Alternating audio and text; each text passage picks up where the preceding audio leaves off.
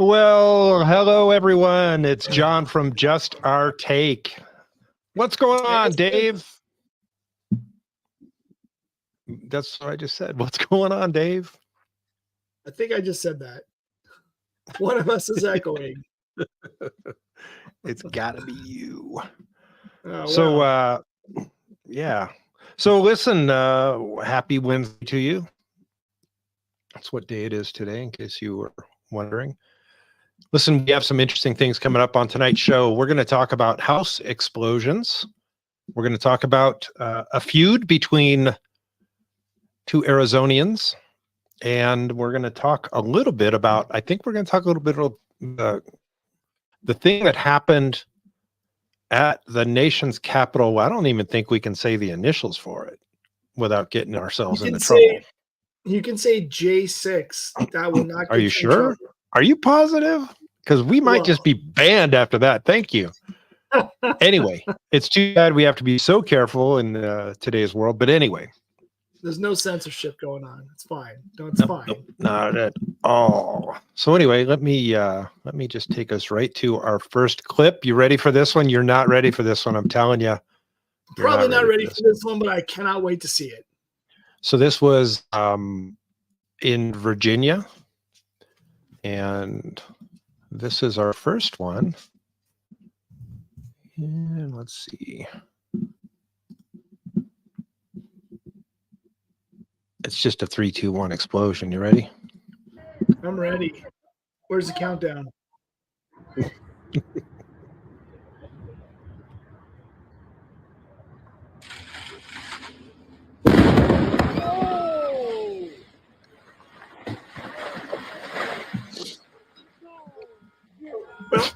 Is that how they clean out the fridge? Oh, you must have never seen that video before because the look on your face right now. What did I just see? Oh. What did I just watch?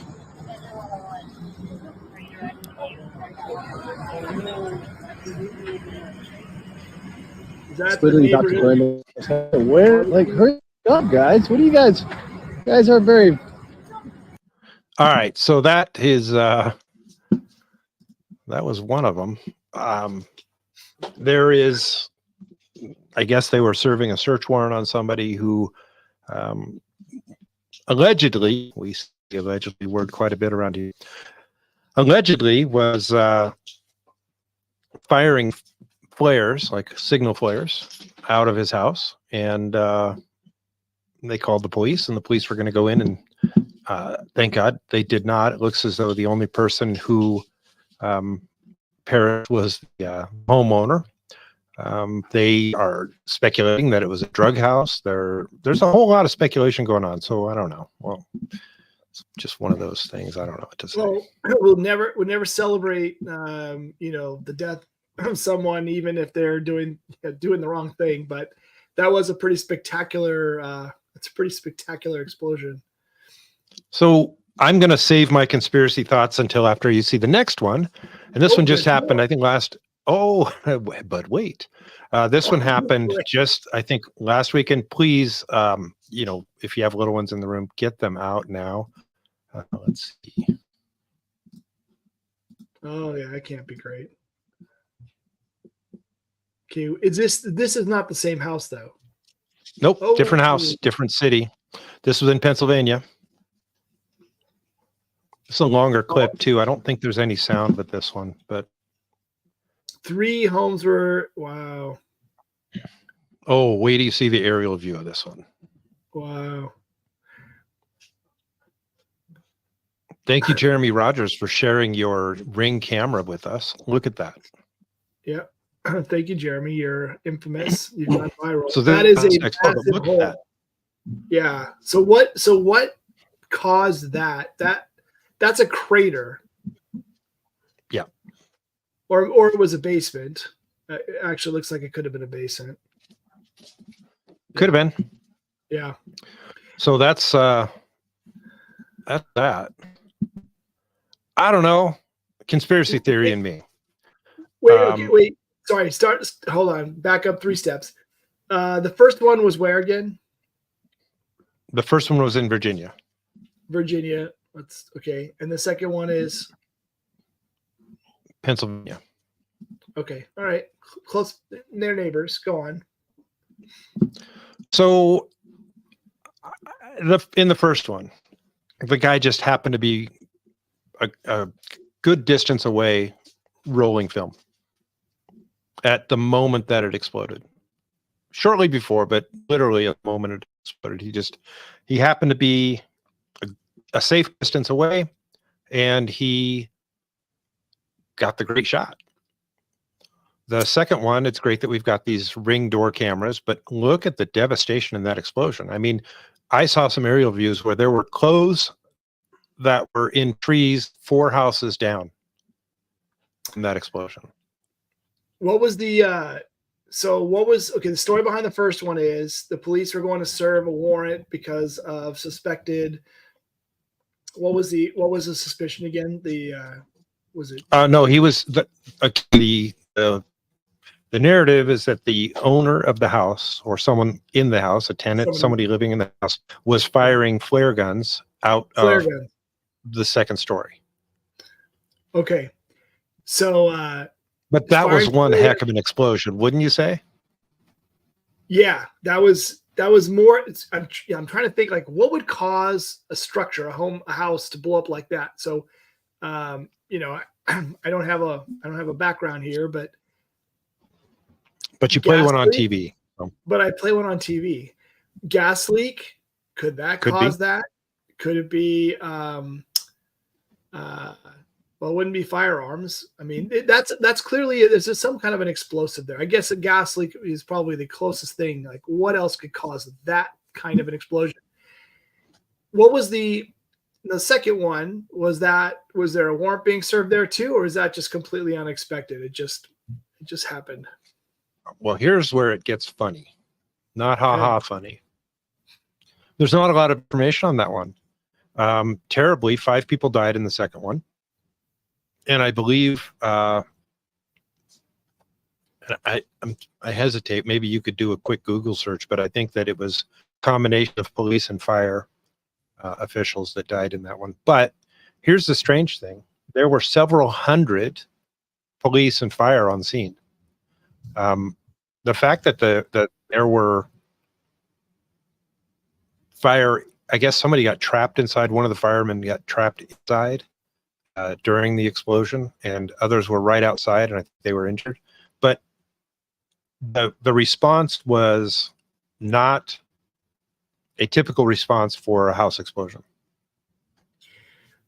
So, according to the most trusted news source in the mainstream media, CNN, this is the third time in 15 years a home has exploded in the borough. It destroyed 3 houses and damaged at least a dozen more, and a 6th person has passed away, by the way. Oh boy. Yeah, which is, it's horrible. I feel like there's a lot more to learn here. 3 homes within 15 years. So what else is going on? Curious what they say the cause was. I would be curious to see what they owners for a living. That would be even more curious. Yeah. I mean, there was a 12-year-old that passed away that died in the incident. So yeah, I think there's more to learn here, but still but authorities are still investigating the explosion, as CNN reports. Yeah. What's the date of the original explosion that say on there? I think it was over the weekend, right? This does not state initially. Let's see here. Yeah, I don't see it, but this was updated. Yeah, it doesn't state. Quite interesting, though, that we've had these 2 major explosions just within the last, I don't know, month. And I don't know, Dave, it seems a little bit odd to me. It's odd because it is it's counter to anything you could think of to see a house explode like that. And I mean, how often in your whole life will you see anything explode like that? And you certainly don't expect to see a house do that. So Well, the first one almost looked like one you would see in a movie or something, right? It looked like a movie set explosion. That's right. Usually a gas explosion. I'm again just my limited exposure to this. By the way, I am a licensed pyrotechnician, but usually the gas explosion does not shoot such a big flame or fireball up into the air like that. Not an orange fireball like the first one. But anyway, hey, either way, it's interesting. It's something to note. I think we should keep an eye on future house explosions across the country. And again, I'd like to find out what these people did for a living. It would be interesting to know. Look, last year around this time, or maybe it was 2 years ago around this time, we were saying it's so odd how many fires there are with chicken farms and cattle. I guess I don't call them a cattle farm. What do you call it? Ranch? Anyway, cattle operations, ranches. Yeah, there you go. It's just so odd how many of these are popping up. And I'm sure there can't be any connection between any of these things. They're all just unfortunate incidents, which is, ultimately what we understood them to be. But still, there were so many of them. And I want to say at one point there were as many as 17 different incidents in the U.S. That involved, some of these large operations. Well, and then you had all the series of quote wildfires in north of the border in Canada. There is a gentleman that does a very interesting show on, I think he's probably on Rumble. He's also on YouTube, but he goes by Monkey Works, and he actually pulled up some satellite video of those fires, and it was very interesting. If you get a chance, you should go over and take a look at those. I'm not going to try to put I'm not going to try to describe it. He does a great job of describing it in video, and I'd rather not just pull from my backside to put out there what he may or may not have said. But anyway, it's very interesting, and it certainly raises suspicion. I think that when you look at things like what we just saw, those two videos, one has to question again who are the people in the home. What was their connection to military, three-letter agencies, any ongoing investigations? I mean, is there an insurance claim? I mean, I don't know, but there's more to the story. We don't just see houses blowing up like this every day. So I think the last time that I saw anything remotely similar to that, it was a house in California that was storing an unusually large number of fireworks. And that was even Ontario, that, California. Yeah. Oh, Ontario. Yeah. Okay. So you remember. Yeah. And even that, although it was pretty spectacular, was nothing like what you just showed. Well, yeah. I mean, part of it was because it was fireworks. It wasn't an all-at-once explosion. It was an ongoing series of explosions. It did take out a cinder block wall, and the block wall fell. The wall was probably 70 feet from the garage where the fireworks were being stored, and the block wall fell on a horse, and the Ontario Fire Department had to come and rescue the horse. Didn't kill the horse, thank God. But two people were killed in that explosion. So yeah, that was horrible. That was absolutely horrible. Yeah. Again, don't want to make light of anyone's demise. Not at all. So there's your something to ponder. It was an explosive opening, Dave. It was. Yeah, I don't know why houses explode. I just know that I don't have. I try to keep my distance from all the three-letter agencies, and I don't have any of the illegal things in my home. And I'm not suicidal. I'm not suicidal. If anything happens to me, I'm not suicidal. Yeah. Okay. I want to. Anything else on this? Any other ideas or takes or whatever? A lot of curiosity, but it's all brand new for me. So it'd be really interesting to understand, like what you said, which is there anything more than just a horrible situation? Was there, who are the people and what were they connected to, if anything at all? And if it's nothing and it was just a horrible accident, then, my heart goes out to both, and, hope they're their families. And Yeah, You for know, sure. their soul rest in peace. If there's more to it, that would be interesting to understand. We'll have to dig in. Yep. All right. On to, I don't know. Have you heard any of the riff between Carrie Lake and Meghan McCain? No, no, but Carrie Lake's a little fiery, and of course Meghan McCain's a staunch, like a strong defender and just very fierce defender of her family name. But no, tell me more. So look, I am as in our first show I talked about, I don't carry a label anymore. I'm not Republican, Democrat, Independent. I have conservative values. And if there is a candidate on either side or in the middle that has conservative values that I like, that's where I'm voting. I'm finding more and more that these folks that we thought were conservative and or otherwise, they're just not. They're just all pretty much uniparty. And I hate to use the catchphrase, but that's what they're looking like.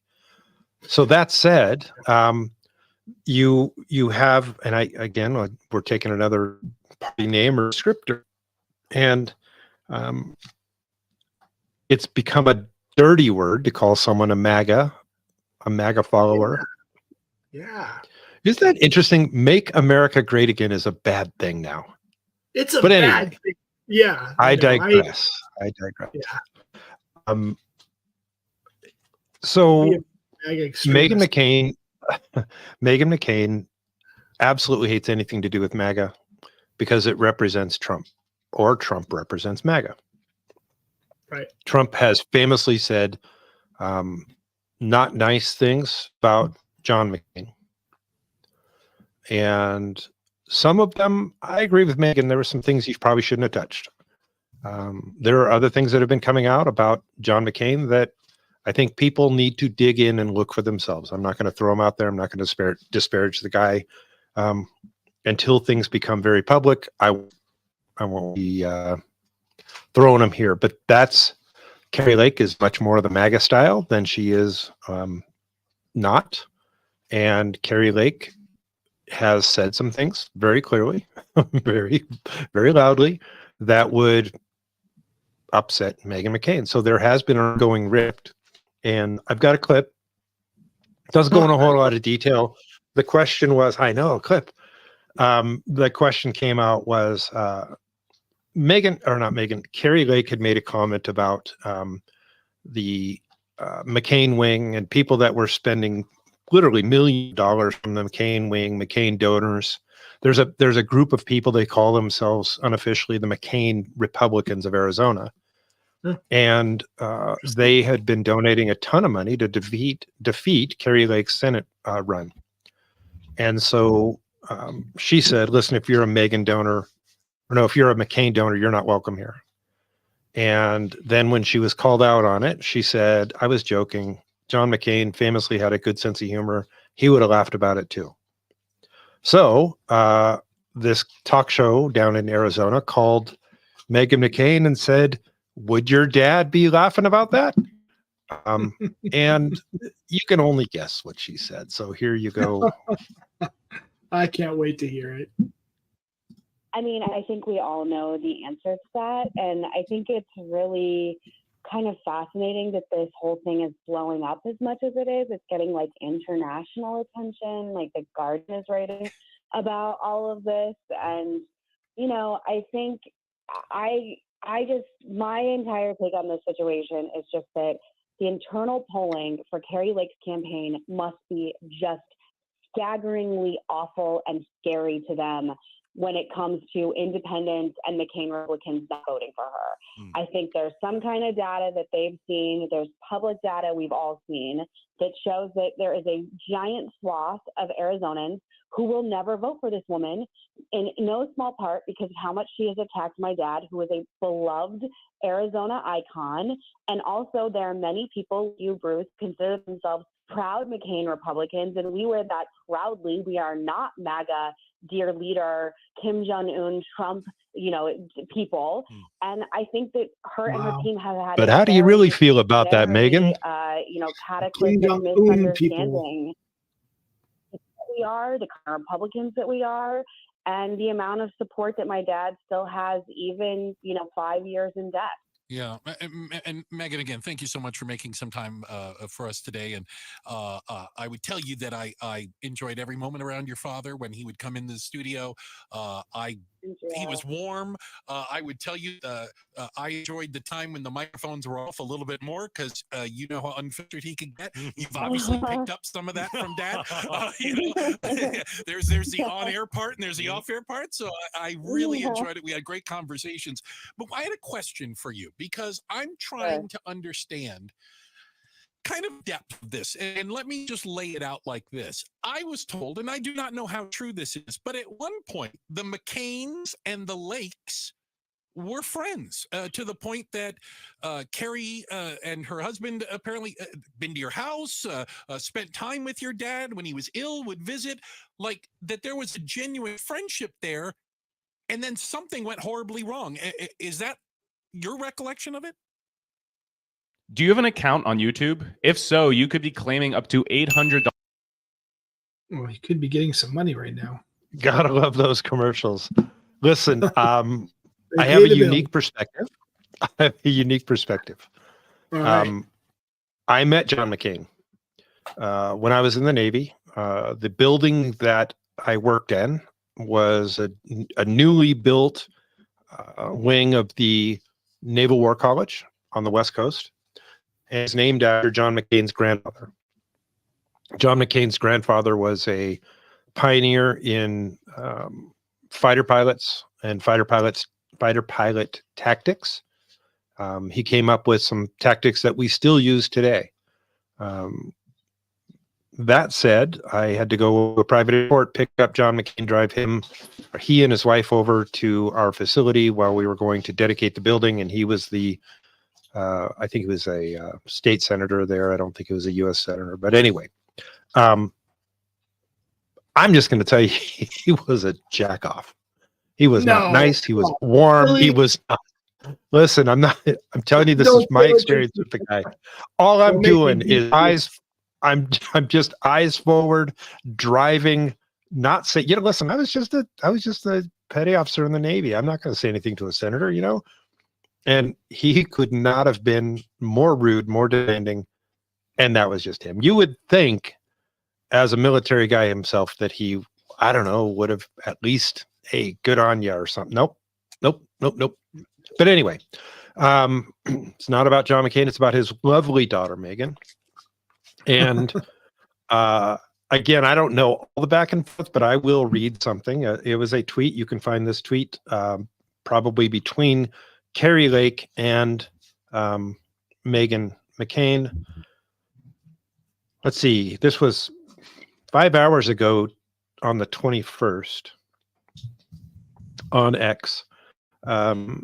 Megan McCain says, I'm sorry, Carrie Lake says, "Hi, Megan. As mothers, both with 2 kiddos, I know we can both agree that our children's future is too important to let it slip away." Megan's loving response: "No peace, bitch." All caps. All caps.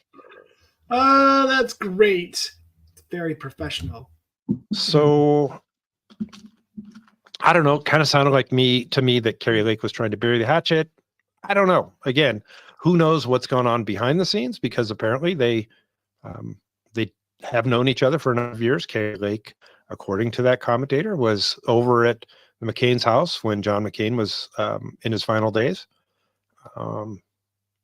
Gosh, it just seems, and by the way, from another standpoint, Carrie Lake is polling very well. It looks like she has a good shot at becoming the senator there. So it sounds like sour milk or grapes or both on Megan McCain's position. Yeah. Yep. There you have it. What do you think?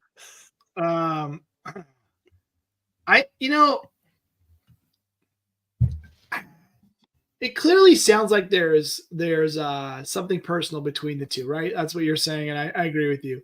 And so to air that out in the public, what do you get out of that? Unless it's so deep that your gut is, I want to get revenge and destroy you. and eviscerate you in front of, the public so that, I take you down. But what does that do for you long term? All you do is carry a lot of negative energy and stress and the whole bit. But clearly there's something there. And Carrie Lake, having watched her campaign, having watched all of the stuff on Arizona election when they were investigating some of the practices around the election, she's a spitfire. Like, that woman is on her game. And I get it. She's a trained media professional and she's a trained journalist. Totally understand. But she's sharp. She has her facts. She's unafraid. She's willing to ask very difficult, confrontational questions. I can imagine if she's asking you questions to dig into something, like how uncomfortable that probably could be. So I imagine there's something there that's personal that the public's not aware of, that that's going on between their families that now is out in the open in the public, but it's not going to help. And also, I don't know. I mean, this is me speculating. I think the more that you try to lump people into, like, being a MAGA Republican is a bad thing, well, I think that's going to backfire. I think maybe that worked for a little bit, but I don't think today that has the same amount of impact as it did. This bobblehead is just ridiculous. And did you notice who it is? That's right, none other than the man who will make this country great once again. You obviously couldn't show the bobblehead. That was really funny. So anyways, I hope Carrie Lake goes on to win. I would love to see her actually take office. I would love to see her as a leader in Arizona. I'd love to see what the impact that she can make on the communities there and begin actually in this political career. It's a very tough road. Next step for her after senator would be governor. And I'd love to see governor. Love to see her as governor one day. I think that would be fantastic. That would shake things up. Again, she's no nonsense. She's willing to dig in, have the uncomfortable conversations. I don't think you'll ever have. What was Katie's role before she earned herself the governorship? What's the? I don't know why it's escaping me. Secretary of State. Yeah. So no more Secretary of State. Also overseeing an election, also becoming the victor of that election. Like that probably would go away if Katie ever were to ascend to governor. So it'd be very interesting to see what she does when and if she gets into political office formally. Well, and there's an awful lot. I know that there are people still fighting that election, the 2020 election, and claiming that Carrie Lake won that handily. And that there was a lot of irregularities in that election. So we'll see where that goes. I don't know. She's still fighting. She's not conceded. Still fighting, fighting. I don't know if she won. It's I'm sure we have the facts that we're able to watch, but I will say this. When they took us through several days of empirical investigation, the evidence, here's the evidence. Let's watch it. Let's investigate it. Here's physical samples. There's clearly so much evidence of wrongdoing that at some point you have to say something's not right. When what is it? 25%, 30% of the voting machines. Warning, Will Rogers. Warning, Will Rogers. Warning. Yeah. Touching the third rail. Yeah. All right. I'll back up. All I'm saying is that I don't know that. I'm not saying there was anything intentionally nefarious happening, but I am saying that they could use some oversight, and I'm hoping that that happens at some point. There, how's that? Much better. That's terrible. Either way, yeah. It's interesting. Yeah, you know what? It's like I said, folks. We are trying to finalize some. Things that would take us over onto Rumble, and when we get there, stand by. Flamethrowers unite. Right. Yeah. So anyway, I'm disappointed to see Megan's response. It seems as though Carrie's trying to bury the hatchet. They clearly have differences. Kerry was trying to reach common ground, a very obvious negotiating tool, reach some common ground, and then build from there. Megan's response made it very clear. She wants no common ground, nothing to do with Kerry Lake. So we'll just have to keep watching. Yeah. All right. Well, I got another one I got to share with you. This one's actually pretty funny. I thought you were going to talk about I thought you were going to talk. So we're not going to talk about Joe Biden's dog having to leave the White House after biting the 24th Secret Service. We're not going to. Okay, that's off the list. All right, go ahead. What do you got? No, you seriously. If that's on your list, let's do it. Listen, I wanted to talk about. We're going to follow up and talk about the interesting things that have happened in. I'll just cue up. Hey, come on now. Now calls it a loser state. Kevin, great to have you with us. Thank you very much for joining us today. I want to start with just a quick look at this from The View. Here's what Sunny Hostin had to say about the punishment value against the former president that she thinks is embraceable in this. Watch. He had his name over every single building here in New York, and now he looks like one big, huge loser. And he doesn't have, and people now will know that he doesn't have the money, that he doesn't have business acumen, that he's not a great business person. And I got to tell you, that's what hurts. That's what hurts, Kevin, and that seems cool here. What do you say? I listened to the governor of New York's words in the last 48 hours to try and quell the concerns of investors like me. What she basically said was, it's okay to do business in New York as long as you're not Donald Trump and you behave properly. Now, I don't even know what that means, but I'm asking myself, why take the risk? Who's next is what everybody's asking. Right. Okay, I understand what happened here. I don't agree with the size of the penalty, and I think on a bipartisan basis, most people don't. They think it's quite unfair given that there was actually no victim and monetary losses. And in fact, it's just detailed. The victim actually testified for the defense on behalf of Trump saying, we don't think anything's wrong here. And by the way, this practice is done by every developer in every city. But think about the problem I've got. I don't have to invest in New York, but I do have to invest. And right now, the fastest growth of capital in development is in data centers. They're expensive and they require power, they require fiber, and they require policy. And they need stability because you're going to invest about $2.6 billion over 22 years. And there's real demand for data centers because of AI. Now, New York has Niagara Falls, and that's behind the power, sub 5 cents a kilowatt hour. That's very interesting. But so does Oklahoma, North Dakota, and West Virginia. So where do I go? Why would I even take a 1% risk with what's going on in New York? Why don't I just go where the governors, in the case of Sid or Burgum or Justice, are pro-business? They actually ran businesses. They don't do this to companies, and they know the damage is going to happen. So that's why I said there are winner states and loser states. And right now, and I used to think California was the #1 loser state. Top of the charts, pick of the pops, it's New York, #1 loser state in America. Yeah, you know. Tell us how you really feel. Hey, I don't think he left anything to imagination there.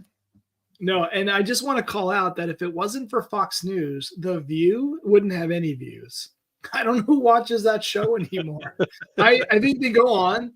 They're in the little echo chamber. They spin around on these topics, and we hate Trump and we hate MAGA, and they just go around and round and round, and then Fox News picks it up and broadcasts it, and then shames them. I think that's here's the part that just gets me. I mean, there's a lot of things I could say about the quote females on The View. But for Sunny to say that everybody thought that Trump was a great businessman, now they know better. I'm sorry. No, what everybody knows was that he was railroaded, and this is a garbage judgment. And here's the interesting thing. The interesting thing about having Kevin O'Leary come out pseudo in defense of Donald Trump is Kevin O'Leary doesn't like Trump. He's not a supporter of Trump. Well, and during the that's- last election, he was going out railing against Trump. And so now he sees Trump getting railroaded in something that he could get railroaded in. Right. And he's like, hold on a second here. Maybe I need to relook it, because he actually has made some, I've heard him on 3 other shows. Yeah. Maybe I need to relook at this whole Trump thing. Well, that's a common theme we're hearing more and more of lately, right? I hated him. I didn't like him. I didn't vote for him. But you know what? He was right. He's been right about a lot of things. And now what's happening is so egregious that, my point of view has changed. And that's coming up more and more and more often. We talked about this penalty judgment a couple of days ago, and I still feel very strongly about it, but I like the way O'Leary, talked about it, especially in the other clips, which I know you heard, which he was explaining, like, this is a very, very common practice that happens all day long, certainly across the US. I'm sure the same kinds of practices happen in many other countries around the world, where you go to a bank and you say, I would like to borrow money. And the bank says, what do you put up as collateral? And then you offer something as collateral. And then the bank, the lender, says that's sufficient collateral or it's not. And if the bank says, before they do that, hate to interrupt, before they do that, they do their due diligence and say, you say it's worth $50 million. I'm going to make sure that it's worth $50 million. And it's on them, because they're not going to trust anyone. Why would they? Well, that's exactly right. So if I put up this, if I say there's my collateral, and you say, we've done our due diligence, so we believe that's sufficient collateral, we agree to this transaction, you have 2 parties entering into a financial transaction. Both parties agree to the terms. Therefore, and it's bound by some contract, like in this case here, right? You agree to perform, or we repossess things. And then, by the way, the party that borrowed the money performs, right? They pay the money back. So then the bank's paid back. The borrower paid it all back. Everyone's happy. You go on your merry way. Not only was there never a crime committed, but actually the money in this case was used to go and build something else. So it's actually productive. And so to come in later and say that transaction was fraudulent, on what grounds? What grounds do you stand? The Second American Civil War is going. I hope not. But anyways, I feel like that is slippery ground, slippery slopes, slippery ground to stand on. And if you think that one was fraudulent, then you're going to have to now examine potentially thousands of those similar types of deals, land deals, commercial building deals, housing tracts. I mean, you're going to have to dig deep, and I don't know where you stop. It's clear that what would happen was not right. I have another clip I want to show you, and I want to show you this before I step on the punchline. I think he's in this one, so here you go. Most trusted name in news. Thank you for showing this most trusted name right here, CNN. Yeah, Wouldn't there be many companies who would not want to do business or loan money to people like yourself or investors if they know that they can get away with fraud and there's no recourse to protect them? Excuse me, what fraud?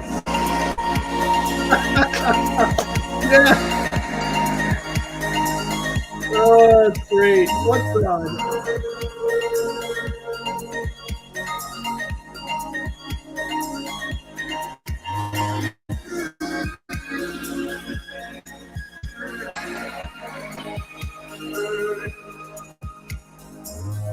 That's right.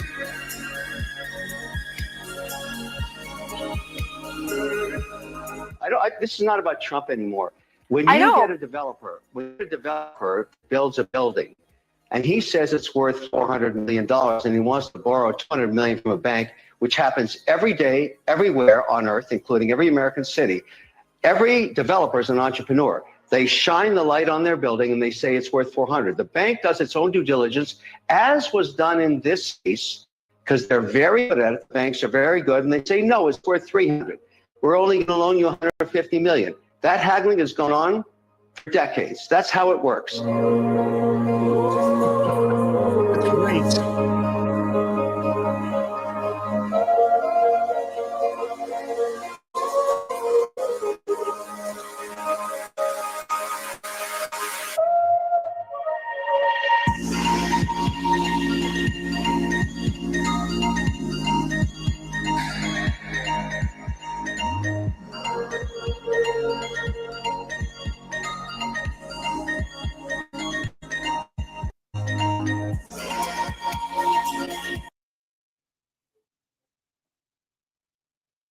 Well, you get the idea. I want the one thing that he didn't say it, and that wasn't the best clip for this. The one thing that he brought up that just had I think it was MSNBC, just stunned, completely left slack-jawed, was if there's no victim, because no one came forward saying, I've been defrauded by Donald Trump or Trump's organization. If there's no victim and you have unleashed this fine on $346 million, then who does that money go to? Oh, yeah. Right. Who gets the money?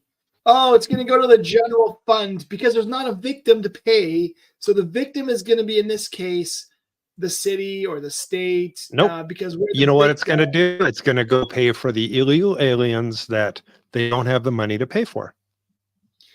Yeah. So I can't call them illegal aliens because they were invited to our country. They're illegal aliens. They're not here illegally.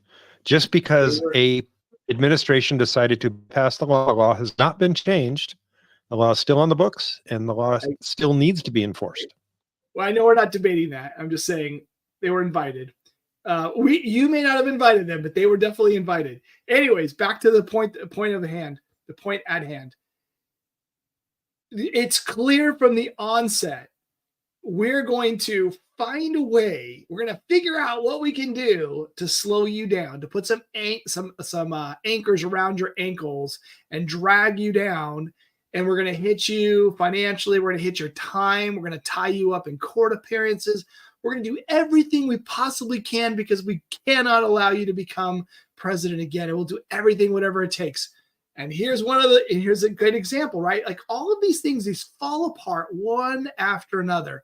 This one is going to be, I mean, I don't know if the news stations will give it 5 minutes once it does fall apart, but it will absolutely fall apart because when it gets in front of a court who can examine the facts without bias and just ask the tough questions. And so starting with who are the parties? Who was the victim, right? So who are the parties? Was anyone harmed? What was the agreement that they entered into? Did they both agree to it? And was there performance? There was. What is this case about? It goes away. Unless you can prove that the bank somehow was in some other kind of illegal collusion with Trump and they were doing something super nefarious. Well, now you're going to have to go unravel the entire bank and go after the people that work in the bank and go find them and bring them to court and, try them. This isn't going to work. And so it's going to fall apart. No, and the best part is that the bank actually testified in his behalf. The bank came to testify in Trump's behalf.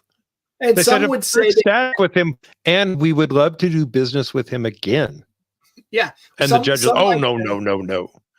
Yeah. No, you will not do business with him again. I will see to it. But some people would argue that that the bank is trying to protect itself because if in fact there was some kind of nefarious thing going on there, that they want to protect themselves from being investigated. But the reality is exactly what you said. If you're saying, but I'm just going to jump in there. A bank typically would not have testified. They would not have testified, especially for they would call and they would have said, you know what, that's not what they said. They actually came forward and they were very complimentary and supportive. They could have been very nondescript and elusive. That's not what they did. So I don't know. I think that the other thing is that, here in their mind, they've taken $500 million out of Trump's war chest for this election. And I understand, I'm not a legal scholar. I don't know these things. I heard on a show today that in order for him to file the appeal, he actually had to pay the fine. He has to put up a bond. Otherwise, he has to put up a bond. He has to reserve. He has to show put the money in. I'll call it escrow. He has to put it in a place where it's saved, it's safe. And if he loses his appeal and he's forced to pay, then then they can make him pay. But so you take money out of his hands. Now the good news is that's not the only money he has. But the bad news is you're going to force him to spend I don't know what it costs, hundreds of thousands of dollars to appeal this, to go through the entire process. And at the end of it, when he wins, because he will win, who's going to pay for his pain and suffering and financial outlay? Nobody. Everyone goes their own ways. I just find it interesting the people that are coming to his defense at this point. Again, Mr. Wonderful, Kevin O'Leary, not a fan of Trump's before this happened. Right. And you know, he actually has a controlling stake in, I think it's Camping World. I swore off Camping World because not just because he didn't support Trump. And look, if you don't, you support who you want to support. He was saying things that were just evil and not true about Trump, but now he's singing a different tune. Rather interesting. So let's make it a point to start collecting some of those larger personalities, and let's bring them on. Let's bring them up. Let's talk about their points of view and what they're saying and Xing.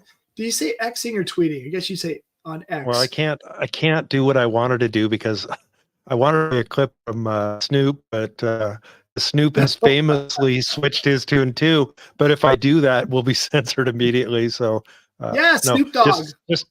Just know that Snoop has changed his tune, and now no pun intended there, although it's a good one.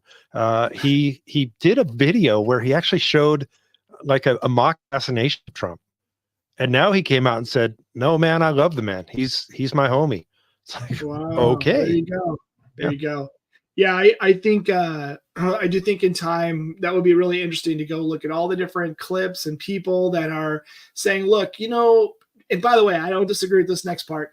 He says some really outlandish things that you might think them, but it's just not okay to say them. Like maybe keep some of those thoughts to yourself.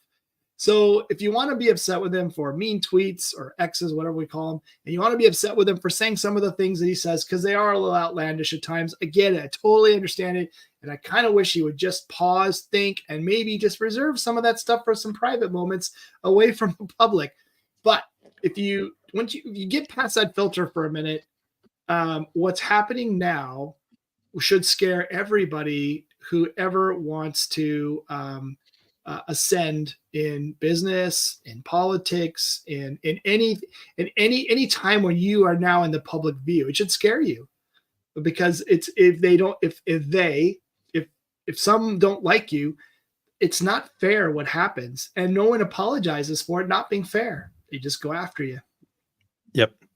I want to dovetail into that, and one of the things that is happening across the country right now is people have been putting their homes up for sale, and just the normal course of buying and selling homes. They've been putting their homes up for sale, and the local governments have been going to them and saying, don't sell the home, just lease it to us. We're going to house illegals in there temporarily. And they're giving them ridiculous amounts of money that would make more sense for them to lease the house out to them than to sell it. And now you're in this nice neighborhood, Dave. You live in a multi-billion-dollar neighborhood in the suburbs of Seattle. Just kidding. But you live in a nice neighborhood outside of Seattle, and now you have a house with 20 migrants in it next door. It can happen, and it is happening right now. Hey, if that's not right. I was gonna say, if the government offered me obscene amount of money to lease my house out for a bit, I might say okay, because rather put the money in my pocket than send it into the ethers. Do you hear that noise? Do you hear that noise? That's all of the followers that we don't have leaving us now. All the American Patriot followers saying, Dave, I don't want to have anything to do with this guy. Hey, that was that noise. It sounded like a toilet flushing. Hey, I think that what we've done. So I'm trying to take the human piece out of it. It's really tough to do, because these are all, at the end of the day, all of these people are human beings. They're all just humans, just like us. They're trying to make their way through life. But if you pause for a second, you think, what has happened over the last couple of years, and the burden that those communities are carrying right now, and then local governments around the country trying to now figure out what to do. And when you hear, New York leaders, and I shouldn't use the word leader, people in people in political positions in New York say, New York is full, we could take a break for more immigrants, please. Like, what do you think is happening in Texas this whole time when you said there is no crisis and you can, stop complaining about it? We were not prepared, nor I don't know that we ever would have been prepared for what happened. And we got to figure out how to keep that from, we have to figure out how to do this the right way. So that said, when people said, yes, I'll have them come live at my home, and then all of a sudden they show up in your home and like, hi, I'm here. Did I talk to you about this last time? I have a theory about what's going to happen with some of the guests in our country that were invited here. Do tell. Do tell. My theory is in some of the neighborhoods up in the Northeast where they've said, yes, we would open our homes to you. I can only imagine what happens next. Listen, since you can't go out and get a job, a normal job, what we'll do is we'll allow you to work here to earn your keep. You can stay here and sleep here and eat here. However, there's some chores. You got to do your chores to earn your keep. And that's going to include taking care of cleaning the house and the gardening and washing dishes. And can any one of you cook? Okay, great. So you'll be cooking and you stay here as long as you want, but these are what the chores you have to do in order to stay here. And, at one point in our nation's history, we had a different name for that, but I suspect that now that you have homes opening themselves up and saying, please come stay with us, I imagine it gets really interesting really fast. And of course, I don't think the most trusted news network will investigate that, but I can see that happening.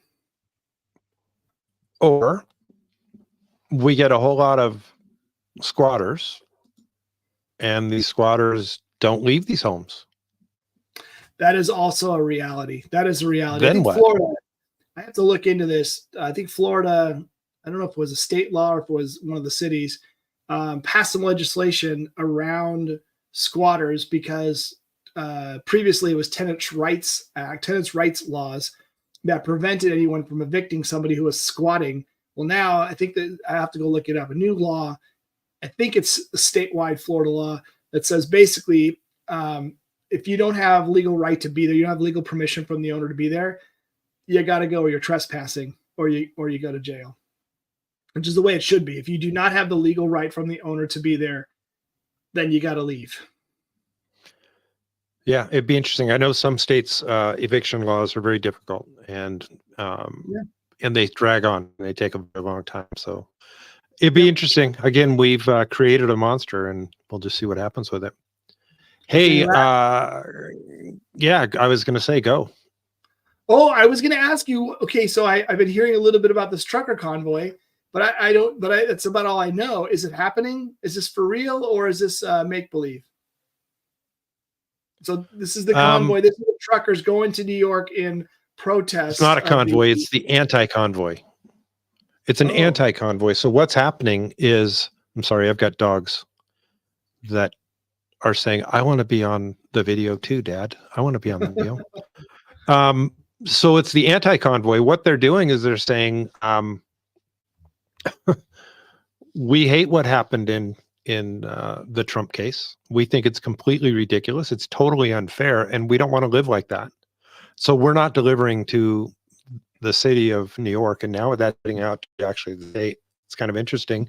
It started off with individual truckers. And now actually there are trucking companies that are saying, yeah, I'm with you. We're not supporting that. Wow. And, okay, it's not going to take long. It's not a blockade. It's just a refusal to deliver, which it's not going to take long to cause them real pain.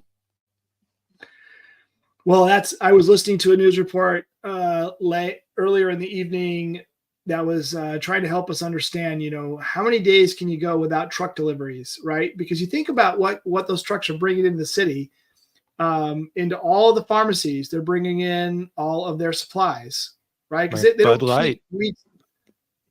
Well, they probably have enough Bud Light, and it's probably a little dusty. It's probably, they probably put it out back, and it's still there. But if you're in but you're like in this particular case, it was saying like, if you look at pharmacies, they don't, how much product do you think they carry, right? A few weeks of inventory on hand at any one time. or a few days of inventory, right? They're not keeping months and months and months. So if these trucks don't come, things start to sell out pretty quickly. And guess what happens? You all of a sudden find yourself with shortages with those high velocity items, which include food and, different pharmaceuticals. That could be very difficult for people living in the New York area. So yeah, topical rants. I love it. It's not going to take long. I mean, it won't take. I think that it's going to be just a matter of time before it gets ugly. There may be, someone's going to step in and threaten some things and what have you. But, what's interesting is between the farmers and the truckers across the globe, these things are, they're causing some havoc. Yeah. Well, yeah. And we've been lucky that we haven't had true food shortages. We've had some shortages for short periods of time. We've not had any real impacting food shortages that, except we had a baby formula shortage for a bit, which was horrible, absolutely horrible. That created a lot of strain and pressure because we don't have a backup plan for that, right? We made it illegal to import baby formula from other countries. And so, or at least in this case, Europe. So that created a problem. And if it wasn't, I think, for the public saying, you got to start this engine up like right now, otherwise we have a problem for our infants. But we haven't had a food shortage, a true food shortage where people could not get food to feed their families. There are some people that say some of the restrictions that are happening in farming, some of the climate initiatives are happening in other countries that are putting a real strain on the farmers' ability to bring food to market, but could potentially hurt us here in the U.S. as well. I don't know enough about that yet to say that I could speak confidently on it, other than to say if we did apply those same pressures here and we did cause some of the shortages that are occurring, I don't know how Americans would stand it. I don't think we're as patient as other countries have been, and they have not been that patient. Well, they're certainly not as resourceful. I mean, and I shouldn't say that. There are some areas in some of the more rural areas, like when the baby formula issue came up, some of these areas went out and they realized that, hey, goat's milk is really good. Raw goat's milk is really good as a substitute for baby formula. And I saw a lot of that happening in the Montana area, where people that were selling goat's milk they were actually prioritizing. They were selling to new mothers first. Pretty cool thing, coming around each other and helping each other out. That's how things used to be, right? Well, yeah. But I think the greater point here is, as things are getting a little bit crazier, people are starting to get a little bit more. Oh, I love that. Thank you. There's a little bit more commonsensical. So, like how about the homeschoolers? People are tired of what's being sold to their kids in school, and so they are creating homeschool co-ops.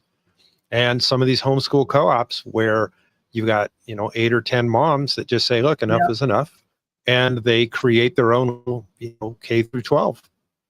And they're working out really well. And some of these kids are just, getting, you go to school for half the amount of time. There's a school local here to me. It's pretty interesting. They're educators. So one of them was actually a professor at college over in Idaho. Another one was a professor. I shouldn't say too much. I don't want to make too much of it. But anyway, what they did was they looked at the education system and said, if we blew it all up and started over again, what would we do different? And one of the things that they did was, kids arrive at school between 7:30 and 8 o'clock. Kids aren't ready to go to school, not ready to learn until 9. I mean, it's just a known fact. So guess what? They started school at 9. School starts at 9. And by the way, in some of these more rural areas where some of these people may work on farms or ranches, they have chores to do. So that helps out the family and it helps out everybody else. The other thing is that I think they do every other Friday off because they want the kids to have more time with their family. They do offer daycare if, the family just can't have somebody at home. So they offer daycare, but otherwise they let this kid to have more time with the family.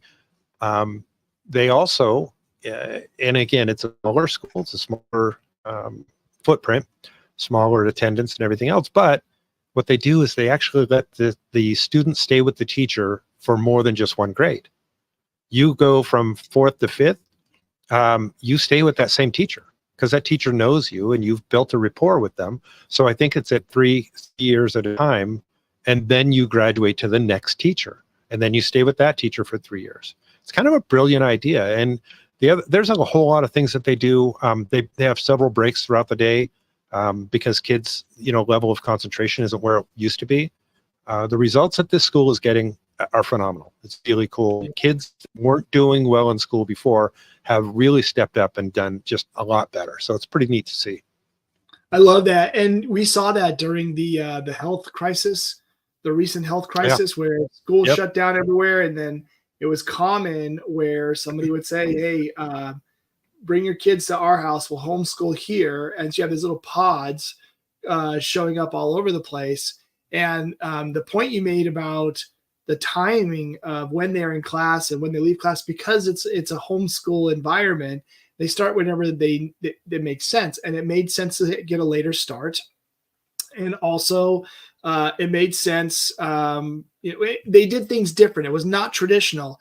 And I think from my perspective, what that highlights is the common practice today that we have, which has been around now for 150 years or something, right? I mean, this is 600,000, I think. Yeah, 612 billion years. It's in general, it's not nearly as effective as we like to think it is, because it's a lot of talking. Oh, tell you. Then you go take a test. And if you pass the test, then I'll assume that you learned it.